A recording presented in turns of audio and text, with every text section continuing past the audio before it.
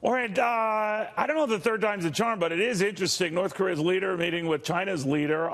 Third time in as many months. Of course, the last powwow got the president a little concerned because he was wondering what the heck's going on. But Kim Jong Un is going to be a busy global traveler here, a man who once never really left his country, save under duress or orders or whatever you wanted to call it, is going to be meeting with Vladimir Putin in the fall, a host of other dignitaries who've invited him. He's suddenly the man about town, and very often probably not in the Hermit Kingdom. Rebeccah Heinrichs on what we are to make of this. What do you think? Well, it looks like Kim Jong Un wants to have a different kind of reputation, and so he's sort of making the rounds. Now, this meeting with Xi in China is interesting because it shows that the North Korea understands just how critical that alliance is. China is referred to often as North Korea's big brother. China has taken credit for what it perceives as success from the summit between the United States and North Korea. And so it looks like North Korea is sort of debriefing the Chinese and telling them what they think. And the Chinese are certainly probably, giving the North Koreans some advice about what to do next vis-a-vis the United States, because this next step is that they're supposed to be making moves to denuclearize. So China's going to be giving them advice about how to go about that and what to get out of the Americans in return. Well, good luck with that, because the North Koreans might just offer them advice on trade, because they're going nowhere fast for the time being.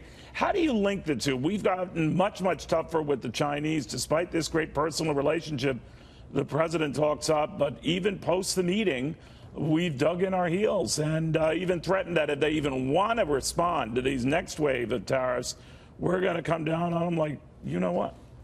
It's interesting. It seems as though President Trump he's still going hard on the tariffs, even though we still need the Chinese to cooperate on the North Korea issue. And China is the only country in which President Trump has said that there might be any sort of benefit and relaxation of the tariffs, that sort of thing, if they do help in these other areas. He hasn't done that with any other country. And so that remains to be seen. But it is interesting how hard he is being and relentless.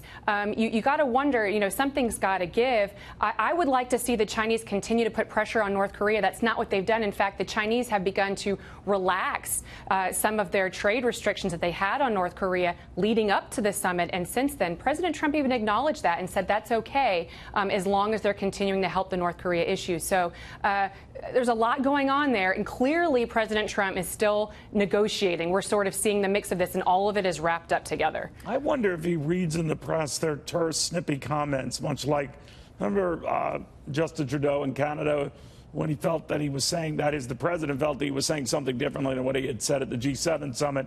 And the Chinese have been very dismissive of the president, saying this is reckless, it's unwise. And I'm wondering if any of that just sticks in his craw. He says, oh, yeah, It might. And I actually, the more I started thinking about the Trudeau flap that happened right before the summit, to me, that seemed a lot like messaging to the North Koreans, really? Which was that absolutely. I started because the message coming out of administration officials was that don't try to pull this. Don't try to pull one over on President Trump. You have these private conversations. You make these promises.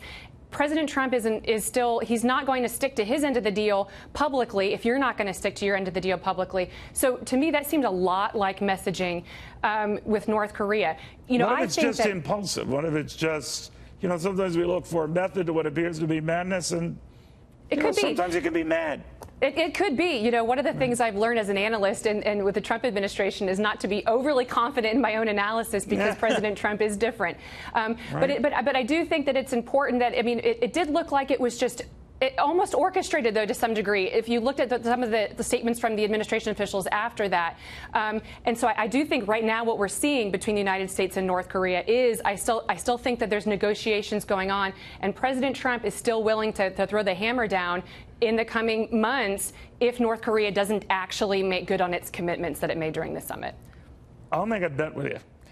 He's going to say, if someone says something terse or childish about him or criticize him on any level, tomorrow it's going to be a nightmare. And I'm just telling you, there's going to be a response the likes of which, you have not seen ever in tariff history. But that's my hunch. It'll be born by some snippy comment.